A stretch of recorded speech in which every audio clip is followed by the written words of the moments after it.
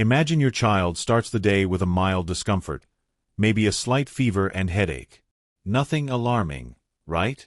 But what if, within a few hours, they couldn't touch their chin to their chest, became extremely sensitive to light, and started vomiting for no apparent reason?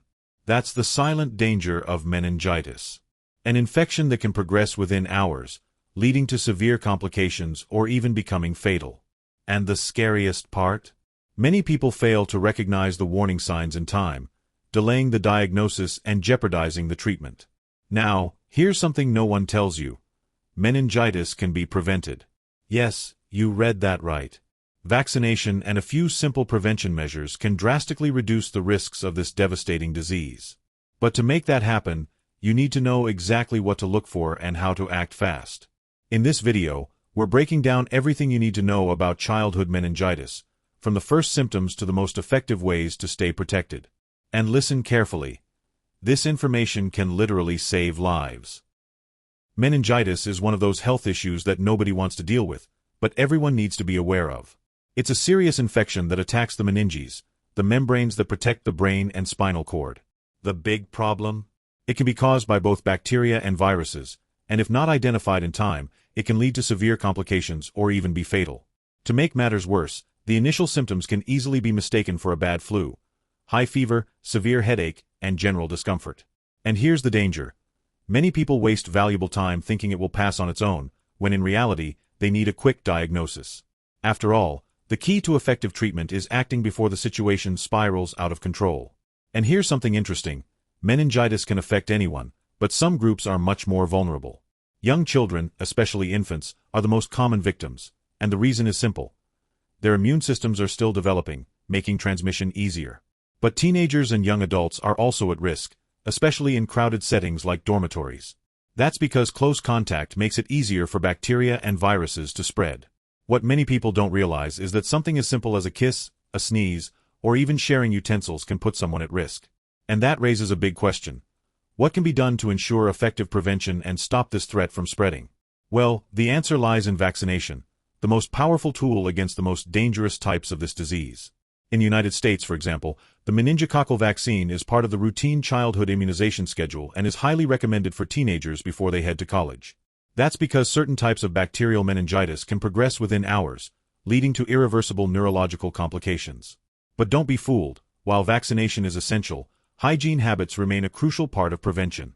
Washing hands regularly, avoiding close contact with sick individuals, and not sharing personal items can make a huge difference. After all, relying solely on treatment when the risk can be avoided from the start doesn't make much sense, does it? The biggest challenge is recognizing the warning signs before it's too late. Meningitis doesn't give much notice and can strike suddenly. That's why any suspicion should be taken seriously and checked immediately by a healthcare professional. But don't panic. Understanding the main causes of this infection is already a big step toward knowing how to stay safe. In the next sections, we'll explore the leading infectious agents responsible for this disease and how each one affects the body. And of course, if you're enjoying this content and want to keep learning, you know what to do. Subscribe to the channel, leave a like, and share this video with someone who needs this information.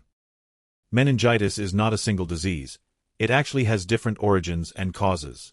The two most common types are viral and bacterial meningitis, each with its own characteristics. While viruses are responsible for milder forms of the infection, bacteria can lead to extremely severe cases. The most dangerous culprits include meningococcus, pneumococcus, and Haemophilus influenza, three silent enemies that can cause irreversible damage. And the scariest part? In some cases, a person can be infected without showing symptoms right away, unknowingly becoming a carrier and contributing to the transmission of the disease. This makes prevention even more challenging, requiring special attention to vaccination and regular medical checkups. Among these three bacteria, meningococcus is the most treacherous, as it can trigger outbreaks and spread rapidly in crowded environments. Pneumococcus, on the other hand, is a well-known medical threat, also responsible for severe cases of pneumonia. Haemophilus influenza, which used to cause many cases of childhood meningitis, has seen a dramatic decline in incidence thanks to routine vaccination programs. However, despite medical advancements, we can't afford to let our guard down. Bacterial meningitis remains a real threat. And when it comes to viral meningitis, the main culprits are enteroviruses, which spread easily, especially in areas with poor hygiene. If you ever thought washing your hands was just a polite habit, here's proof that it can actually mean the difference between staying healthy and facing a serious infection. But what about fungi? Yes, fungal meningitis exists, although it's less common and primarily affects people with weakened immune systems. Patients with HIV, organ transplant recipients, or those undergoing immunosuppressive treatments are at higher risk. The most frequent fungal cause of this infection is Cryptococcus, which is found in the environment and can be inhaled without a person realizing it. Since the disease progresses more slowly, symptoms may take longer to appear, but when they do, they include persistent fever, neck stiffness, and mental confusion. The issue here is that, unlike bacterial meningitis, fungal meningitis requires long-term antifungal treatment, often with hospitalization. With so many invisible threats, it's clear that understanding infectious agents is one of the pillars of prevention. Knowing how bacteria, viruses, and even fungi operate in the body helps people make safer choices regarding hygiene, vaccination, and daily health precautions. But there's one more important detail. Does meningitis follow seasonal patterns? Are there specific times of the year when people are at higher risk of contracting this infection? When it comes to meningitis, the numbers don't lie, and they reveal that this infection remains a significant public health issue. In the United States, thousands of cases are reported annually, with occasional outbreaks in schools and universities. But here's an interesting fact. Meningitis doesn't spread randomly throughout the year. The bacterial form, which is generally more severe, peaks in the fall and winter, when cold weather favors the spread of bacteria. Meanwhile, viral meningitis behaves differently, peaking in the spring and summer when viruses spread more easily, especially among children. And if you think the numbers are low, think again. Tens of thousands of confirmed cases can occur in just a single year. Meningitis seasonality is closely linked to human behavior and environmental conditions. During winter, people spend more time indoors, increasing the transmission of respiratory bacteria. This explains why outbreaks in schools and daycare centers are so common during this time of year. In the summer, increased outdoor activities and exposure to contaminated surfaces raise the risk of infection from viruses, especially in young children. And it's worth noting that these seasonal patterns directly influence vaccination campaigns. This is why many meningitis vaccines are administered before the most critical seasons begin. Looking at the numbers, it's clear that certain groups are more vulnerable. Children under the age of 5 account for a significant portion of cases since their immune systems are not yet fully developed. Teenagers and young adults, particularly those living in dormitories or military bases, also have a high incidence rate due to close-contact environments. And there's another high-risk group, the elderly and people with weakened immune systems. Since meningitis can progress rapidly, the time between the first symptoms and diagnosis can make all the difference between effective treatment and irreversible complications.